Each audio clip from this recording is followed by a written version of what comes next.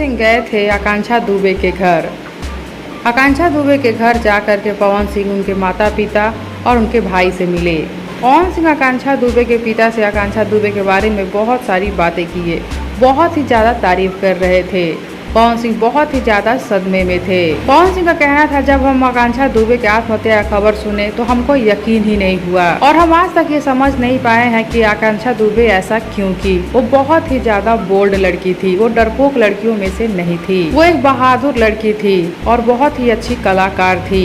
पवन सिंह कह रहे हैं कि मैं समझ ही नहीं पा रहा हूँ कि आखिर उसने ऐसा क्यों किया। पवन सिंह का ये भी कहना है कि आकांक्षा दुबे आत्महत्या करने वाली लड़कियों में से नहीं है, लेकिन अगर वो ऐसा की है तो आखिर क्यों। और जब मीडिया वालों ने पवन सिंह से पूछा अगर आकांक्षा दुबे आत्महत्या नहीं की है, उनका हत्या किया गया हो, तो इस पर आप क्या कहना चाहते हैं। इस पर पवन सिंह का कहना था कि अगर आकांक्षा दुबे आत्महत्या नहीं की है, उनकी हत्या हुई है, तो उस अपराधी को जल्द से जल्द सजा मिलनी चाहिए। पवन सिंह आकांक्षा दुबे के घर काफी ज्यादा देर तक रुके थे और पवन सिंह के साथ आनंद मोहन भी गए थे।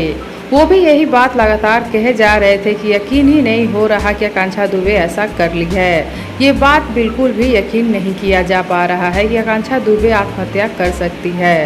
वो बहुत ही अच्छी लड़की थी, बहुत ही बहादुर लड़की थी और बहुत ही ज़्यादा मेहनती लड़की थी। पवन सिंह और आनंद मोहन दोनों बहुत ही ज़्यादा दुखी थे और आकांक्षा दुबे के पिता से बहुत ही देर तक बात किए। आप सबको क्या लगता है, क्या आकांक्षा दुबे सच में आत्महत्या की है या उनकी हत्या करवाई गई है?